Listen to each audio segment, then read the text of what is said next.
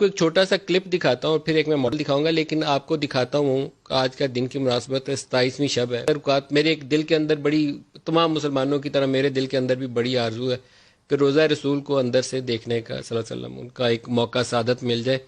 تو ایک کلپ ہے جہاں پر ہمارے سارے جتنے ہیڈز آف اسٹیٹ جن کے لیے روزہ رسول کھولا جاتا ہے دروازہ، جب وہ اندر جاتے ہیں تو سامنے ایک سبز چادر نظر آتی ہے جہاں کلمہ لکھا تھا۔ نہیں جی، پہلے دوسرا کلپ دکھائیں، یہ بعد میں ماڈل والا بعد میں دکھائیے گا۔ ماڈل جنہوں نے بنایا وہ بھی ہمارے ساتھ ہے، پاکستانی ہے لاہور سے۔ یہ والا کلپ اگر بڑی سکرین پہ ڈالیں، مجھے ہٹا دیں سکرین سے، مجھے ہٹائیں سکرین، دیکھنے والوں کو موقع ملے۔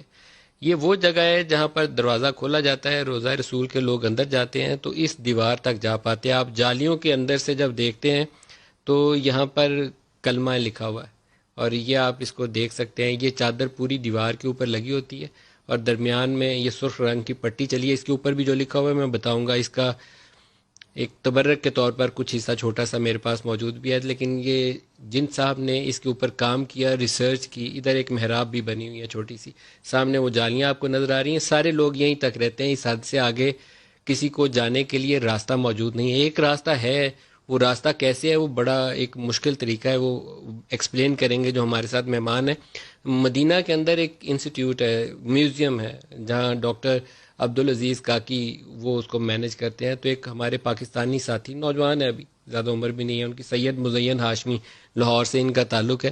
تو انہوں نے ایک پورا ریسرچ کیا کہ یہ جو روزہ رسول ہے یہ کس طریقے سے اس کی بناوٹ ہے، کیونکہ اس کے اوپر ماضی میں روایات موجود ہیں کہ کیسے لیڈ جو تھا سیسا، اس کی دیواریں بنائی گئیں، پھر مختلف وقتوں کے اندر دیواروں کو کیسے مضبوط کیا گیا۔ تو میں انہی کو ہی کہوں گا، بجائے میں کچھ میرے الفاظ کمی بیشی ہو جائے۔ سید مزین ہاشمی صاحب السلام علیکم۔ وعلیکم السلام ورحمۃ اللہ جی۔ مزین بہت شکریہ، آپ ہمارے ساتھ شامل ہو رہے ہیں۔ ایک تو میں نے ابھی صرف وہ حصہ دکھایا ہے جہاں ہمارے یہ ہیڈز آف اسٹیٹ جاتے ہیں اور وہاں جا کر ان کو یہ سعادت ہوتی ہے کہ اس دیوار کو ہاتھ لگا سکتے ہیں، چوم سکتے ہیں، یا وہاں بیٹھ کر کوئی نفل پڑھنا چاہے۔ تو ایک محراب بھی ہے اندر اس جگہ پہ، وہ تھوڑا سا وہیں سے سٹارٹ کر لیں، وہ محراب کی کیا حیثیت ہے، تاریخ بسم کیا ہے اللہ اس کی؟ الرحمن الرحیم۔ یہ بیسیکلی دو حجرات ہیں جو گنبد خضرا کے نیچے آئے ہوئے ہیں، جو حجرہ حضرت عائشہ صدیقہ، اور جو پچھلا حصہ ہے یہ حجرہ حضرت فاطمہ الزہرا سلام اللہ علیہ ہے۔ وہ ماڈل دکھانا ساتھ شروع کر دیں جی، ماڈل دکھائیں۔ جو محراب ہمیں نظر آتی ہے یہ حضرت فاطمہ الزہرا کے گھر کے اندر محراب ہے، اور یہ محراب تہجد کے بالکل مقابل ہے۔ اور اس کے آگے جو جب ہم جالیوں سے آپ آگے اگر جاتے ہیں تو جی آپ بات جاری رکھیے گا مزین، اس کو فل سکرین کریں جی، ہماری تصویریں ہٹائیں دونوں کی تاکہ دیکھنے والوں کو موقع ملے۔ جی، یہ جو اب آپ کو نظر آ رہا ہے یہ حضرت عائشہ صدیقہ کا حجرہ مبارک ہے، اور اس کے دو دیواریں بنی ہوئی ہیں۔ ایک سلطان قطبی رحمۃ اللہ علیہ کی ہے جو 888 ہجری کے اندر بنوائی تھی، یہ مملوک سلطان تھے ایجپٹ کے۔ اور اس کے بعد جو دوسری دیوار ہے یہ بنی ہوئی ہے حضرت عمر بن عبدالعزیز رحمۃ اللہ علیہ نے تعمیر کروائی تھی، اور یہ بڑے بلاک سے بنی ہوئی ہے۔ یہ تقریباً چوڑائی جو اس کی 90 سینٹی میٹر ہے، جیسے خانہ کعبہ کی دیواریں، اور یہ بڑی مضبوط بنی ہوئی ہے۔ اس دیواروں کے اندر جانے کا کوئی راستہ نہیں ہے، نہ کوئی کھڑکی ہے۔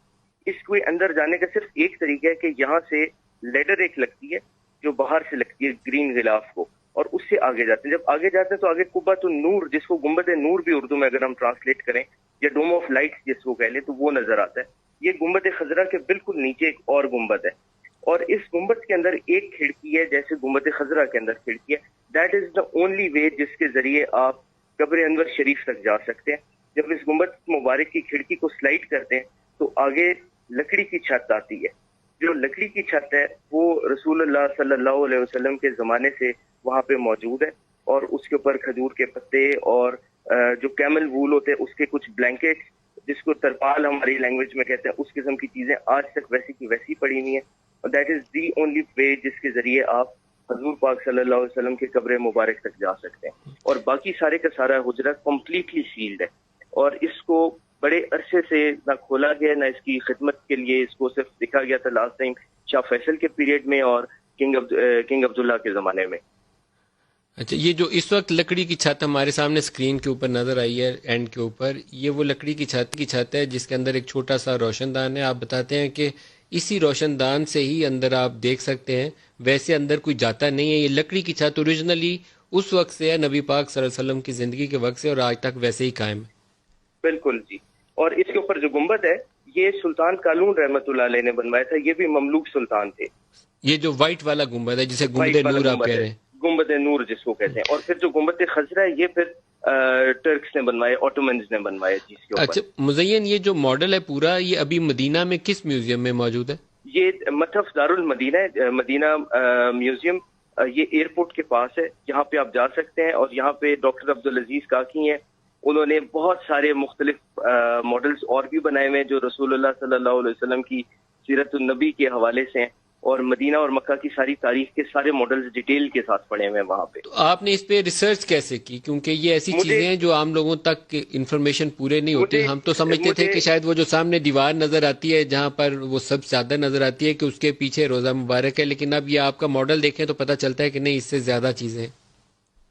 جی ندیم بھائی، میرے پاس ایک پکچر آئی جس کے بیچ میں قبر مبارک تھی اور اس کے اوپر امامہ شریف بندہ ہوا تھا.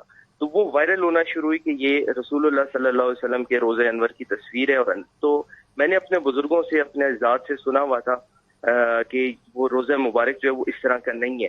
تو وہ ایک دل میں بات بیٹھ گئی کہ یہ چیز جو ہے یہ اوریجنل نہیں ہے، اس پہ ریسرچ کرنی چاہیے.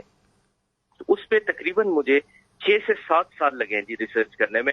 اور جتنے بھی خادمین ہیں حرم کے جو اندر جاتے ہیں، شیخ نوری اور شیخ آدم تھے، اللہ پاک ان کے درجات بلند فرمائے، ان تمام سے میں نے پرسنلی پوچھا کہ وہاں پہ آپ کہاں تک گئے ہیں، آگے کی لمٹس کیا ہیں. اور کچھ لوگوں کو میں نے کہتے سنا کہ ہم آگے قبر انور تک گئے ہیں اور ہم نے جالیوں سے جا کے آگے اندر گئے ہیں اور وہاں پہ سیڑھیاں ہیں اور ادھر سے ہم نیچے گئے ہیں اور وہاں پہ جا کے ہم نے ڈسٹنگ کی ہے اور ارد گرد کٹہرا مبارک بنا ہوا ہے اور قبر مبارک پہ چادر ہے اور اس طرح. تو یہ ساری کی ساری چیزیں جو تھیں یہ سب میں نے ریسرچ کی، چیک کی. اور پھر ایک بک ہے جو حضرت سمودی رحمت اللہ علیہ نے لکھی ہوئی ہے، یہ 888 ہجری ہی کی ہے، اس وقت جب سلطان قطبی نے یہاں پہ حجرہ مبارک کو اثر نو پورا تعمیر کیا. ابھی آپ نے 2 نام لیے، جی ابھی آپ نے 2 نام لیے، ان میں سے ایک نام سے پاکستانی لوگ واقف ہوں گے، شیخ نوری جو کی ہولڈر ہیں روزہ رسول کے. اور جب عمران خان بھی اندر گئے یا کوئی اور ہیڈ آف اسٹیٹ جاتا ہے تو وہ جو چابی گھماتے ہوئے ہمیں وہ بھاری بھرکم سی شخصیت ہیں. حال ہی میں پاکستان بھی آئے ہوئے تھے تو مجھے انہیں ملنے کا بھی موقع ملا. تو شیخ آدم ان کے بڑے بھائی، شیخ نوری کے بڑے بھائی شیخ آدم تھے، پہلے وہ کی ہولڈر تھے. جی یہ اغوات کہلاتے ہیں. یہ اوٹومن پیریڈ سے چلے آ رہے ہیں، بلکہ عباسی دور سے چلے آ رہے ہیں، جو رسول اللہ صلی اللہ علیہ وسلم کے روزے اور دونوں حرمین کے اندر وہاں پہ موجود ہوتے تھے. اور ان کے پاس ایگزیکٹ وہ ڈیوٹی ہوتی تھی جو اس وقت شیون الحرم کے پاس ہے، یعنی کارپیٹس کا بچھانا، لیمپس کو آن کرنا، کندیلیں آن کرنا، حرم کو دروازوں کو کھولنا ٹائم کے اوپر، امام صاحب کے لیے پریپیئر کرنا. تو ساری خدمات جو ہوتی تھی، نظم کی تفصیل، یہ ساری کی ساری اغوات کے پاس ہوتی تھی. اب یہ ڈیوٹی شیون کے پاس چلے گی اور یہ ریڈیوس ہو کے صرف جو حضور پاک صلی اللہ علیہ وسلم کے مقدس حجرہ ہے اس کی چابی تک رہ گئی ہے. آپ خود کتنا عرصہ مدینہ رہے ہیں مزین؟ اللہ پاک کی مہربانی ہے کہ میں اپنے والد قبلہ صاحب کے ساتھ وہاں پہ میرا کافی وقت گزرا ہے. 3 سال بچپن میں طائف میں گزرے ہیں اور اس کے بعد اللہ کا شکر ہے کہ تقریباً ہر سال ہی حاضری ہوتی رہی ہے.